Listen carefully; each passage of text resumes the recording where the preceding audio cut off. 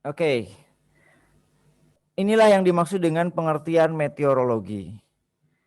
Kata Undang-Undang Nomor 31 Tahun 2009 tentang meteorologi, klimatologi, dan geofisika.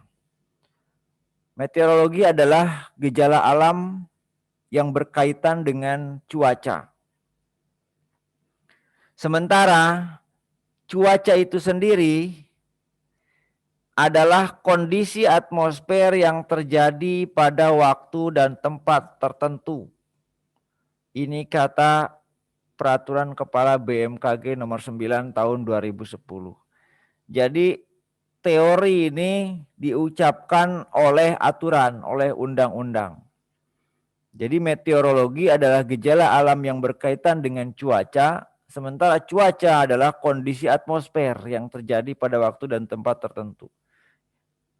Ini kunci, kata kuncinya, cuaca adalah kondisi atmosfer.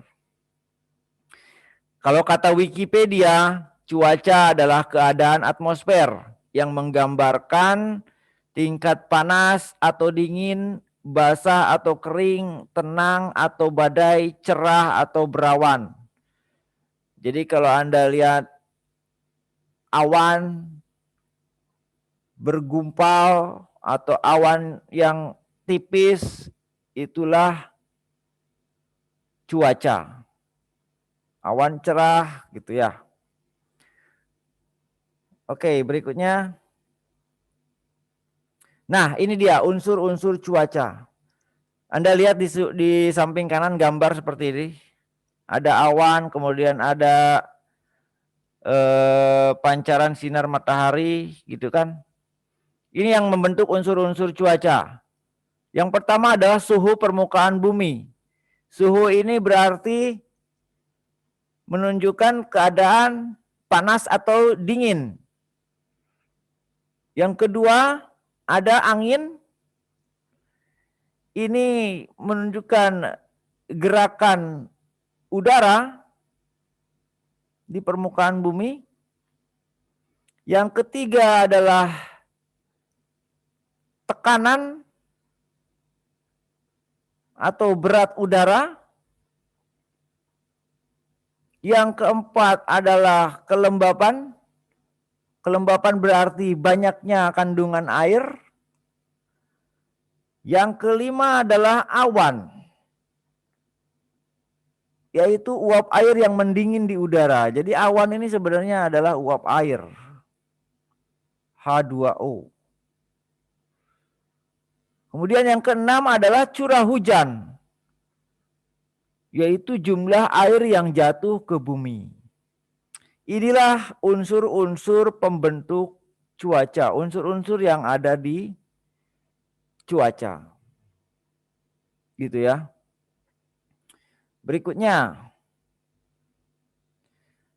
Ini jenis-jenis cuaca seperti yang kita tahu, ada yang namanya cuaca cerah, cuaca panas, cuaca berawan, cuaca sejuk, cuaca berangin, cuaca hujan dan sebagainya. Ini jenis-jenis cuaca. Ini contohnya adalah jenis-jenis cuacanya. Ada yang cerah, cerah berawan. Ini apa? Sama, cerah berawan. Ada berawan, ada turun salju, ada hujan dengan petir, ada hujan deras dan sebagainya. Ini adalah cuaca.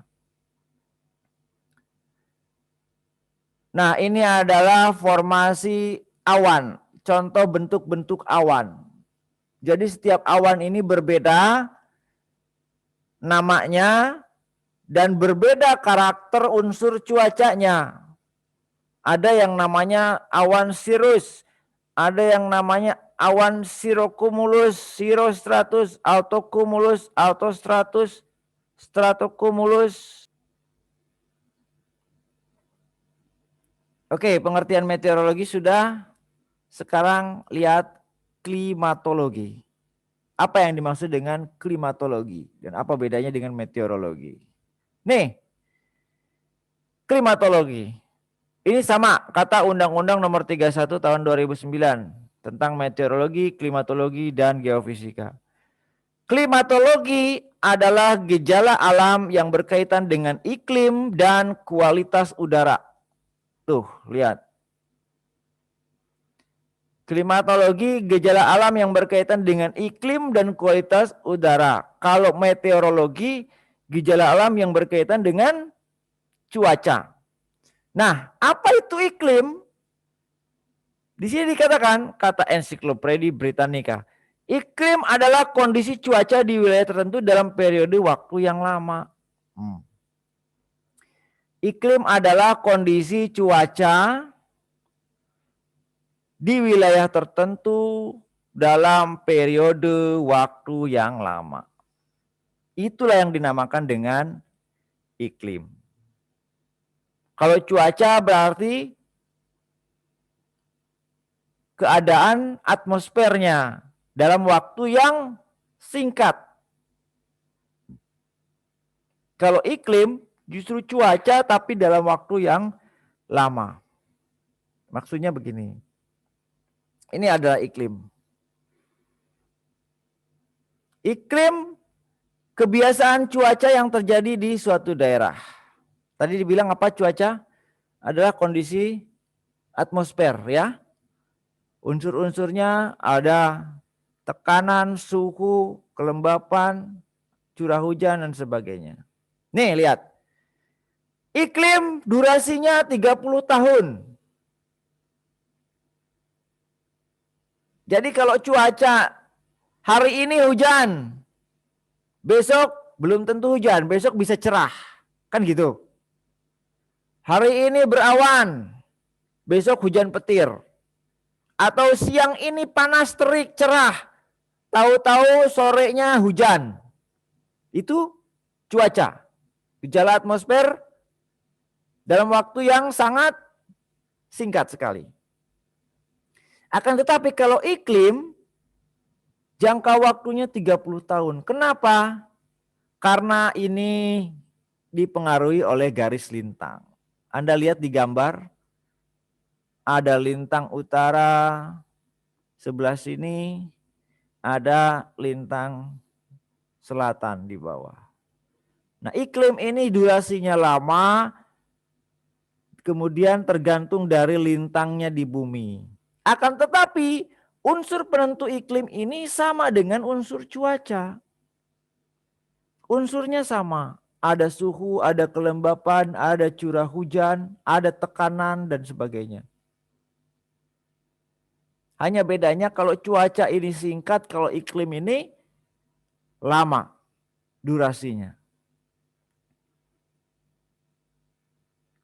Nih, kalau Anda lihat dalam gambar ini, di sini ada lintang 0. Ada di wilayah lintang 0 Khatulistiwa. Ini disebut iklim, ada namanya iklim tropis. Makanya kita pernah dengar iklim tropis ya. Kemudian naik ke 23,5 derajat lintang utara. Ini lingkaran balik Mengkara namanya. Nanti kita bicara di pelayaran datar. Ini iklimnya subtropis. Sama dengan yang di selatan 23,5 derajat lintang selatan, iklimnya subtropis. Kemudian naik lagi ke 40 derajat lintang utara. Di sini iklimnya sedang.